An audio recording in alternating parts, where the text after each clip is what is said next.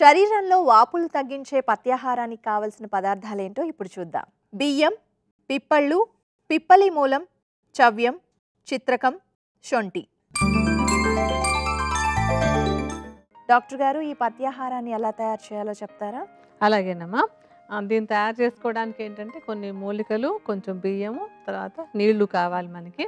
ముందు మనకి ఏ ఏ మూలికలు కావాలో చెప్తాను. మొట్టమొదట మనం తీసుకోబోయేటువంటి ఏంటంటే చెవ్యము అంటారు దీన్ని. ఏంటంటే ఇప్పుడు తీసుకునేటువంటి మూలికలన్నీ కూడా వాపు తగ్గించేటువంటి కొన్ని మూలికలు తీసుకుని దాంతో మనం ఒక కషాయం తయారు చేసుకోవాలి. అందులో ఈ చెవ్యం అనేటువంటిది శరీరంలో ఉండే అధికమైన నీరు కానీ వాపు కానీ తగ్గించడానికి బాగా ఉపయోగపడుతుంది. దీన్ని చూర్ణంలాగా చేసేసుకుని ఈ చూర్ణాన్ని ఒక చెంచా పరిమాణంలో తీసుకోవాలి. చెవ్యం తీసుకున్నాం కదా. నెక్స్ట్ చిత్రమూలం.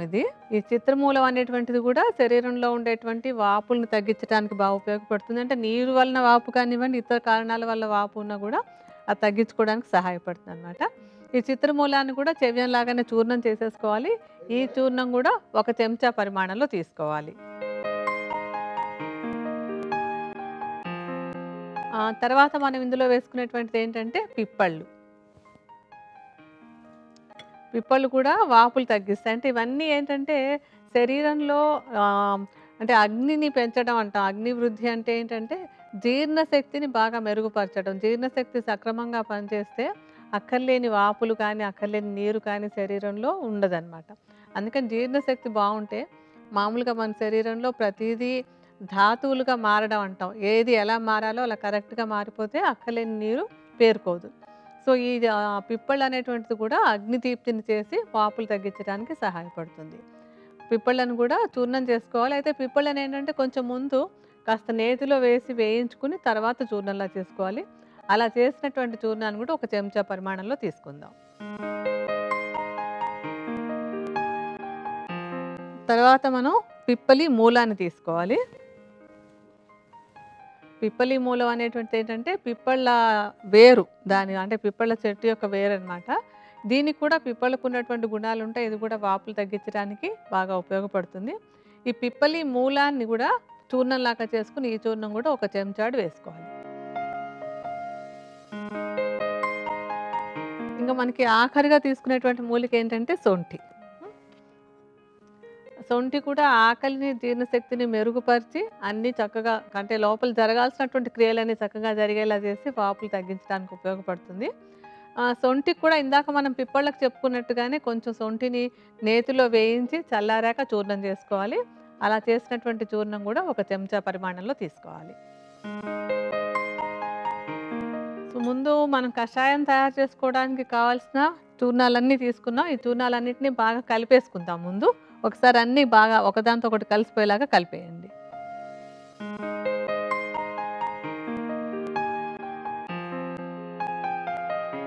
ఒకసారి కలిపేశారు కదా. ఇప్పుడు ఏంటంటే ఈ చూర్ణాలతోటి మనం ఒక కషాయాన్ని తయారు చేసుకోవాలి. ముందు స్టవ్ వెలిగించుకుందామా.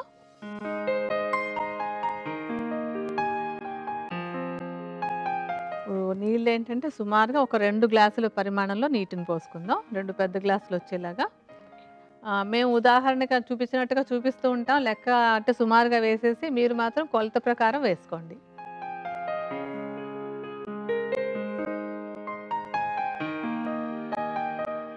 నీళ్లు మరుగుతున్నాయి కదా. ఇప్పుడు మనం ఇందాక చూర్ణాలు తీసి పెట్టుకున్నాం. ఆ చూర్ణాల మిశ్రమంలోంచి ఒక 2 చెంచాల చూర్ణాన్ని ఇందులో వేసుకుని కాచాలి మనం ఇప్పుడు.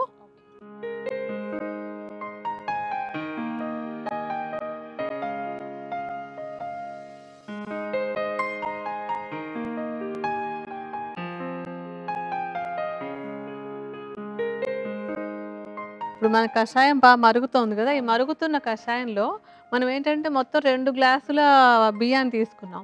సుమారుగా ఒక పావు గ్లాసు పరిమాణంలో బియ్యాన్ని ఇందులో వేసి ఉడికించుకోవాలి. ఇప్పుడు ఈ కషాయంలోనే వేసి ఉడికించాలన్నమాట.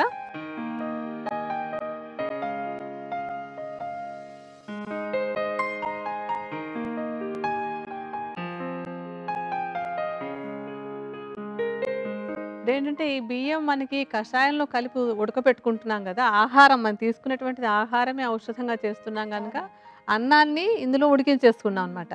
సో ఈ ఔషధ మూలికలతోటి అన్నం కూడా అంటే ఒక జావలాగా ఉడికిన తర్వాత అది మంచి పత్యాహారంలాగా తయారవుతుంది. కొంచెం మూత పెట్టి ఉంచుదాం దాన్ని. బాగా ఉడికినట్టుంది చూడండమ్మా అది.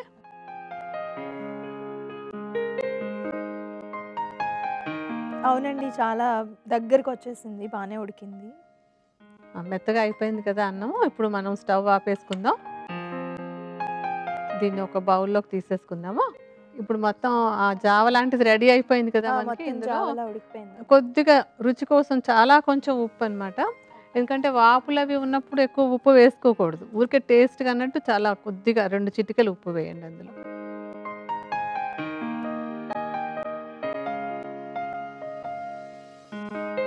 మేడం గారు పత్యాహారం రెడీ అయింది కదండీ! మరి దీన్ని ఎంత మోతాదులో రోజులో తీసుకోవాలి? ఇదేంటంటే ఒక ఆహారం కనుక ఏదో ఒక సమయంలో అంటే ఉదయం కానీ, సాయంత్రం కానీ ఆహారంలో ఒక భాగంగా ఇప్పుడు మనం చేసినంత పరిమాణంలో వెచ్చగా తీసుకోవాలనమాట. ఆ విధంగా ఆహారంలో ఒక భాగంగా ఇది తీసుకుంటున్నట్టయితే ఏంటంటే వాపులు తగ్గడానికి ఈ ఆహారమే ఒక ఔషధంగా చక్కగా ఉపయోగపడుతుంది.